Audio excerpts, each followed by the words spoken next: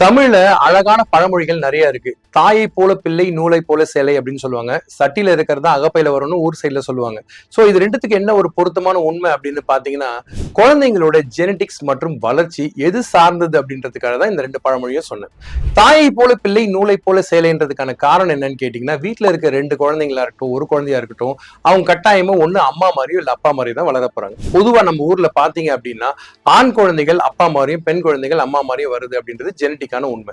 So என்ன ஆகும் அப்படின்னு பாத்தீங்கன்னா, நிறைய காரணங்கள்னால குழந்தைங்க வந்து சரியா வளரல அப்படின்னு பேரண்ட்ஸ் என்கிட்ட கூட்டிட்டு வர சமயத்துல அவங்க கிட்ட மிட் பேரண்டல் ஹைட்னு சொல்லுவோம். அதாவது அம்மாவோட ஹைட் அப்பாவோட ஹைட் ரெண்டுத்தையும் கால்குலேட் பண்ணி அதுக்கு நடுவுல வரக்கூடியதுதான் குழந்தையோட உயரம் அப்படின்றது ஒரு டாட் பண்ணி காட்டுற சமயத்துல குழந்தைங்க வளர்றது சரியா அப்படின்றது growth சார்ட் மூலமா நம்ம நிர்ணயம் பண்ணலாம்.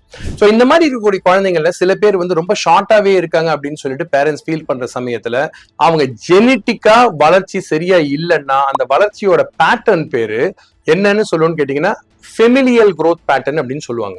ஃபெமிலியல் அப்படின்னா என்ன? ஃபேமிலியில் உங்க குடும்பத்தில் இருக்கக்கூடிய அப்படின்ற மாதிரி நம்ம ஞாபகத்துக்காக வச்சுக்கலாம். சோ அப்படி இருக்கக்கூடிய குழந்தைங்க உயரமாறதுக்கான வாய்ப்புகள் மிக குறைவு.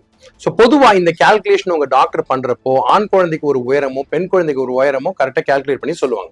பட் இதையும் மீறி உங்க வீட்டுல இருக்கக்கூடிய குழந்தைகள் ரொம்ப ஷார்ட்டா இருக்காங்கன்னா அவங்களுக்கு வேற மெடிக்கல் காசஸ் ஏதாவது இருக்கான்னு நம்ம பார்க்கணும்.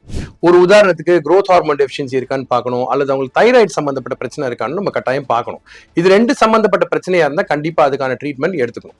ஆனா இன்னைக்கு மார்க்கெட்ல நிறைய சப்ளிமெண்ட்ஸ் இருக்கு. எல்லாமே வந்து பாத்தீங்கன்னா உங்க வெயிட் இன்க்ரீஸ் பண்ணுது, ஹைட்டை இன்க்ரீஸ் பண்ணுதுன்னு சொல்லி இந்த ஹைட் அப்படின்ற ஒரு வார்த்தையை டார்கெட் பண்ணி எல்லாருமே மறுபடியும் அதை மென்ஷன் பண்றதுனால உங்களுக்கே ஒரு பயம், அது ஒரு பெயிட்டா யூஸ் பண்ணி தூண்டில் இருக்க மீனா நம்ம போய் மாட்டிக்கிறோம். சோ பொதுவா பாத்தீங்கன்னா நல்ல ஆரோக்கியமான பேலன்ஸ் நியூட்ரிஷன் இருந்தாலே குழந்தைங்களோட growth ரொம்ப நல்லா இருக்கும்.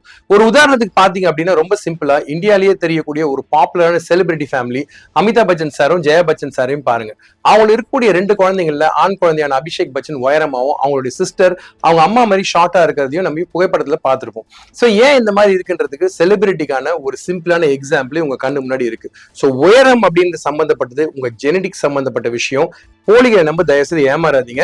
ஆரோக்கியமான உணவு மற்றும் பேலன்ஸ் நியூட்ரிஷன், மறுபடியும் சொல்றதுக்கு ரீசன் என்ன? பேலன்ஸ் நியூட்ரிஷன் தான் முக்கியமான விஷயமே உங்க குழந்தையோட வளர்ச்சிக்குன்றது தயவு செய்து ஞாபகம் வச்சுங்க. சேனலை தொடர்ந்து பாருங்க, கமெண்ட்ஸ் எழுதுங்க, சப்ஸ்கிரைப் பண்ணுங்க. அடுத்த வாரம் இன்னொரு முக்கியமான விஷயத்தோட கட்டாயம் வந்து உங்களை சந்திக்கிறேன். அதுவரை நன்றி கூறி விடைபெறுவது உங்கள் டாக்டர் தானசேகர்.